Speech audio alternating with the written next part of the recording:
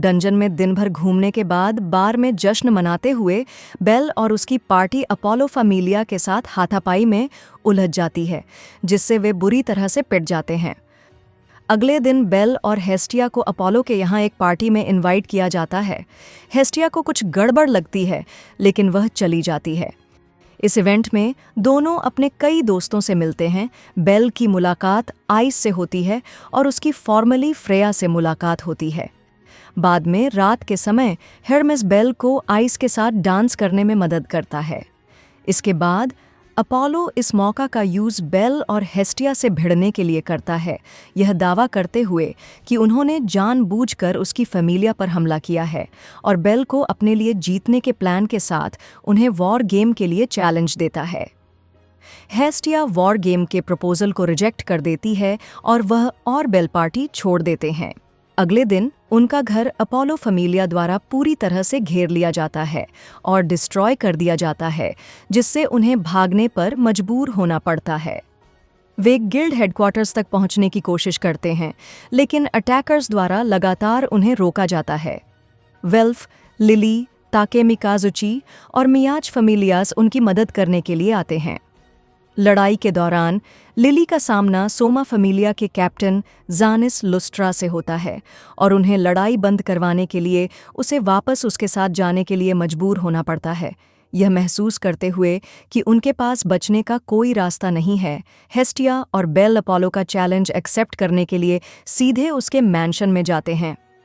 Ice से मदद मांगते हुए वह और टियोना गेम्स तक उसे सीक्रेटली ट्रेन करने में मदद करने के लिए सहमत होते हैं, जबकि हेस्टिया लिली को बचाने का प्लान बनाती है। लिली को ज़ानिस द्वारा सोमा फैमिलिया के जेल सेल में बंद कर दिया जाता है, जो उसके ट्रांसफॉर्मेशन मैजिक के बारे में पता लगाने के बाद इसे और ज़्यादा पैसे कमाने की स्कीम्स के लिए यूज़ करना चाहता है। वॉर गेम के रूल्स सेट करने के लिए गॉड्स के बीच एक डिस्कशन में यह डिक्लेयर किया जाता है कि अगर अपोलो जीतता है तो उसे बेल मिलेगा और अगर हेस्टिया जीतती है तो वह उसे वह सब कुछ देगा जो वह चाहती है। ड्रॉ से डिसाइड होता है कि लड़ाई कास्टल की घेराबंदी में होगी, जिसमें हेस्टिया फैमिलिया ऑफेंसिव टीम होगी और पार्शली फ्रेया के उकसाने की बदौलत अपोलो हेस्टिया को एक हेल्पर रखने देता है, लेकिन वे शहर से बाहर की फैमिली से हों। बेल अगले कुछ दिन आइस और टियोना के साथ ट्रेनिंग में बिताता है। हेस्टिया और क्रू लिली को बचाने के प्रयास में सोमा फैमिलिया पर हमला करते हैं। एक गार्ड की बदौलत आज़ाद होकर लिली सीधे सोमा से लड़ाई रोकने की विनती करती है। उनकी डिवाइन वाइन के खिलाफ टिके रहने के बाद वह सहमत हो जाता है, लड़ाई रोक देते हैं और ज़ानिस को गिरफ्तार कर लेता है। वह उसे अपने फैमिलिया से आज़ाद करते हैं, जिससे वह हेस्टिया के फैमिलिया में शामिल हो जाती है। वेल्फ और मिकोटो भी अपने अपने गॉड्स से आज़ाद होने के लिए कहते हैं, ताकि वे हेस्टिया फैमिलिया के हिस्से के रूप में वॉर गेम में बेल की मदद कर सकें। रयू उनकी आउटसाइड हेल्पर बनने के लिए सहमत हो जाती है। अपनी प्रेपरेशंस करने के बाद वॉर गेम शुरू होता है।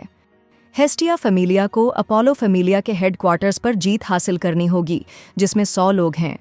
सभी गॉड्स और गॉडेसेस अपने हॉल से गेम देखते हैं, जबकि हेर्मेस की पावर इसे शहर के सभी लोगों तक पहुंचाती है। लिली के अपने ट्रांसफॉर्मेशन मैजिक के साथ चुपके से फैमिलिया में घुसने, फैमिलिया के बीच बात फैलाने, रयू और मिकोटो के मैजिक से कई आउटर एनिमीज को रोकने और वेल्फ की मैजिक सोर्ड्स से कासल के कई हिस्सों के घिरने के कारण बेल सीधे कैप्टन हयाकिन्थोस सिलो का सामना करने पहुंचता है। आइस सिली ट्रेनिंग का यूज़ करते हुए साथ ही सिर से मिले एक गुड लक चार्म से बेल उसे मारने में सफल होता है और वॉर गेम जीतता है। इसके जवाब में हेस्टिया अपोलो की सारी संपत्ति मांगती है, उसे अपने फैमिलिया को डिसॉल्व करने के लिए मजबूर करती है और उसे औरारियो से बाहर कर देती है। वॉर गेम में अपनी जीत के बाद हेस्टिया फैमिलिया अपोलो के फॉर्मर मैंशन में चली जाती है और अपनी ज़रूरतों के हिसाब से इसे फिर से तैयार करती है। अपोलो से लिए गए सारे पैसे खर्च करती है। अपनी करंट फेम और सक्सेस के साथ हेस्टिया ने नए मेंबर्स को हायर करने का फैसला किया, जिससे देश भर से एडवेंचरर्स इसमें शामिल होने के लिए आगे आए। यह तब उल्टा पड़ जाता है जब मिकोटो गलती से हेस्टिया के पुराने 200 मिलियन वैलिस डेप्ट को हेस्टिया क्नाइफ के लिए हेफेस्टस को दे देती है, जिससे सभी डर जाते हैं। बेल इस बात से हैरान है, उसे नहीं पता कि यह वास्तव में कितना महंगा था। हेस्टिया इसे सीक्रेट रखने के लिए माफ़ी मांगती है और फैमिलिया इसे चुकाने में मदद करने आगे आती है। उस रात बाद में चिगुसा मिकोटो के लिए बुरी खबर लेकर मैंशन में आती है।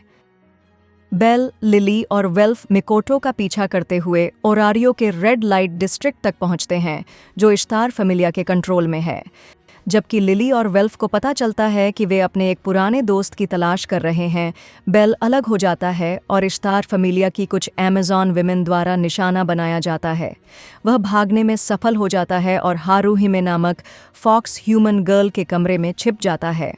रात का बाकी समय साथ में बिताते हुए वे दोनों क्लासिक फेरी टेल्स और हीरोज़ के बारे में स्टोरीज़ के अपने इंटरेस्ट को बताते हैं। हालांकि हारुहिमे प्रोस्टिट्यूट होने के कारण खुद को बचाने के लायक नहीं समझती। अगली सुबह वह बेल को घर वापस जाने में मदद करती है और बेल सोचता है कि क्या वह उसकी मदद कर सकता है। इस बीच गॉडेस इश्तार को हेरमेस से पता चलता है, जिससे बेल उस रात पहले मिला था, कि फ्रेया की नज़र उस पर है और वह इसका इस्तेमाल उसके खिलाफ करना चाहती है। वापस अपने घर लौटते हुए बेल को पता चलता है कि मिकोटो की लापता दोस्त कोई और नहीं बल्कि हारुहिमे है और वे उसकी मदद करने का कोई तरीका ढूंढने की कोशिश करते हैं। वे फैमिलियस के बीच एक और वॉर का जोखिम नहीं उठाना चाहते, इसलिए पार्टी ने ज़रूरी पैसे बचाने की कोशिश करने का फैसला किया ताकि वे उसे आज़ादी दिला सकें। हेरमेस इस बारे में जानने के बाद बेल और मिकोटो को बताता है कि वह इश्तार को एक किलिंग स्टोन दे रहा था ताकि वे सही दिशा में आगे बढ़ सकें। हालांकि इसी समय इश्तार अपनी फैमिलिया को उनके पीछे डंजन में भेजती है, जहां वे बेल को पकड़ने के लिए आगे बढ़ते हैं। बेल और मिकोटो को एक पावरफुल आयशा द्वारा रोक दिया जाता है और महल में ले जाया जाता है। बेल फ्रीन के डंजन के अंदर जागता है, जो उसे अपने लिए खा जाने का प्लान बनाती है। हारुहिमे मिकोटो को सेल की चाबियां देती है और बेल को भागने में मदद करती है। इस दौरान बेल, मिकोटो और हेस्टिया फैमिलिया के बाकी मेंबर्स को पता चलता है कि इश्तार हारुहिमे की आत्मा को सील करने के लिए किलिंग स्टोन का यूज़ करने का प्लान बना रही है और उसकी लेवल बूस्टिंग पावर का यूज़ करके वे फ्रेया फैमिलिया को हरा सकते हैं। आयशा हारुहिमे को वापस ले जाती है और बेल और मिकोटो को मदद के लिए ज़्यादा कुछ न करने के लिए ताना मारती है, जिससे उन्हें भागने के लिए मजबूर होना पड़ता है। हेस्टिया और ताकेमिकाजुची फैमिलियास प्लेजर क्वार्टर में घुसने की कोशिश करते हैं, जबकि इश्तार फैमिलिया रिचुअल शुरू करने का प्लान बनाती है। बेल और मिकोटो हारुहिमे को बचाने के लिए जो कुछ भी कर सकते हैं, जोखिम उठाने का फैसला करते हैं। बेल ध्यान भटकाने के लिए कासल पर हमला करता है, जबकि मिकोटो हारुहिमे का पता लगाने जाती है। बेल की मुलाकात इश्तार से होती है, जो उसे फ्रेया को रोकने के अपने प्लान के बारे में बताती है। वह उसे वश में करने की कोशिश करती है, लेकिन यह जानकर हैरान रह जाती है कि वह इम्यून है और उसकी रियलिस फ्रेज एबिलिटी का पता लगाती है। इस बीच फ्रेया फैमिलिया शहर के बाहर निगरानी रखती हैं। रिचुअल होने से पहले मिकोटो का सामना समीरा से होता है। वह अपने मैजिक का इस्तेमाल करके कई मेंबर्स को मार गिराती है। अपनी स्ट्रेंथ की कीमत पर कास्टल से गिर जाती है। बेल भागता है और हारुहिमे को मारने का मौका मिलने से पहले ही किलिंग स्टोन को डिस्ट्रॉय कर देता है। इश्तार को पता चलता है कि प्लेजर क्वार्टर पर फ्रेया फैमिलिया द्वारा हमला किया जा रहा है, जिसमें फ्रेया खुद सबसे आगे है। हारुहिमे के शुरुआती प्रोटेस्ट्स के बावजूद बेल आखिरकार उसे मनाने में सफल हो जाता है, क्योंकि वह उसकी मदद मांगती है। अपने मैजिक के साथ बेल का सामना फ्राइन से होता है, जहां वह कास्टल के मलबे में गिर जाती है। इससे पहले कि वह हारुहिमे को बचा पाता, आयशा आगे आती है और उसे पहले उससे लड़ने के लिए मजबूर करती है। इस बीच ओतर घायल मिकोटो को ठीक करता है और हेस्टिया और ताकेमिकाजुची फैमिलियस कास्टल से होते हुए बेल की ओर बढ़ते हैं। ओतर फ्राइन को मार गिराता है, जबकि फ्रेया भागते हुए इश्तार को घेर लेती है। हेरमेस देखता है कि कैसे सारा डिस्ट्रक्शन हो रहा है। एक बार फिर अनाउंस करता है कि बेल लास्ट हीरो होगा। अपनी आर्गोनॉट एबिलिटी का यूज़ करते हुए बेल आगे बढ़ने में सफल होता है और आयशा को हरा देता है। भागने के लिए कोई जगह न होने पर इश्तार फ्रेया को बेल के सीक्रेट के बारे में बताती है और वह कहती है कि इससे वह और भी ज़्यादा उसे चाहती है। फ्रेया इश्तार को थप्पड़ मारती है, उसे टावर से नीचे गिरा देती है और उसे मार देती है, जबकि उसे वापस हेवन भेज दिया जाता है। बेल फ्रेया को देखता है, जो उसे कुछ कहती है इससे पहले कि वह गायब हो जाए। हारूही में जाग जाती है और उसे बचाने के लिए धन्यवाद देती है, जबकि बाकी फैमिलियाज फिर से एक साथ मिल जाते हैं। राखिया और गॉड एरेस की फैमिलिया की आर्मीज ओरारियो पर हमला करने की कोशिश करती हैं, लेकिन पहरा देने वाले एडवेंचरर्स, खास तौर पर लोकी फैमिलिया के सामने उनका कोई मुकाबला नहीं होता। हेरमेस बेल को दुनिया के लोगों को सौंपे गए 3 महान मिशन के बारे में बताता है और बताता है कि उनमें से एक मिशन बाकी है, ब्लैक ड्रैगन को मारना, जिसने पहले ही ज़्यूस और हेरा फैमिलियास की ताकत को ख़त्म कर दिया था। वह कहता है कि इस मिशन को पूरा करने वाला ही असली हीरो होगा। हारूहिमे का भी हेस्टिया फैमिलिया में स्वागत किया जाता है। हालांकि उससे जेलसी और बेल की क्लोजनेस के कारण हेस्टिया कुछ बाउंड्रीज सेट करती है। बेल द्वारा हेस्टिया के एक मामूली कन्फेशन को न समझने के बाद वह उदास होकर भाग जाती है, जिसके कारण बेल उसका पीछा करता है। वह मियाच और ताकेमिक जुची से बातचीत करता है और यह पता लगाने की कोशिश करता है कि उसे उसकी फीलिंग्स को कैसे संभालना चाहिए। इस बीच एरेस लड़ाई में कुछ फ़ायदा उठाने के लिए एक गॉड को किडनैप करने के लिए ओरारियो में जाता है।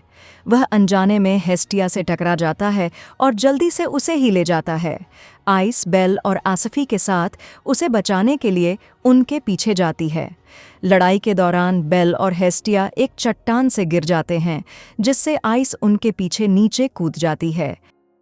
बेल, हेस्टिया और आइस पास के एक विलेज में रहते हैं, जहां हेस्टिया अब भी रिकवर हो रही है। उनका स्वागत मेयर द्वारा किया जाता है, जो बताता है कि वह एक बार एक एडवेंचरर था जो एक गॉडेस से प्यार करता था, जिसे बचाने की उसने कसम खाई थी, जो उसे बचाते हुए मर गई। बेल और आइस अपकमिंग फेस्टिवल की तैयारी में शहर के चारों ओर मदद करते हैं, जहां उन्हें पता चलता है कि शहर ब्लैक ड्रैगन के स्केल्स द्वारा प्रोटेक्टेड है, जो बाकी मॉन्स्टर्स को दूर रखता है। आइस फ्रस्ट्रेशन से स्केल्स पर रिएक्ट करती है। उस रात फेस्टिवल में हेस्टिया बेल से डांस में उसका हाथ मांगती है। फिर उन्हें पता चलता है कि मेयर जल्द ही मरने वाला है। जैसे ही वह गुजरता है, हेस्टिया अपनी पावर का यूज करके उसे अपनी गॉडेस को आखिरी बार देखने की अनुमति देती है। उसे श्रद्धांजलि देने के बाद हेस्टिया बेल को विश्वास दिलाती है कि वह हमेशा उसके साथ रहेगी, यहाँ तक कि अगले जन्म में भी। तीनों फिर से आसफी से मिलते हैं और ओरारियो लौटते हैं। इस बीच डंजन के अंदर एक मिस्टीरियस मॉन्स्टर गर्ल जागती है।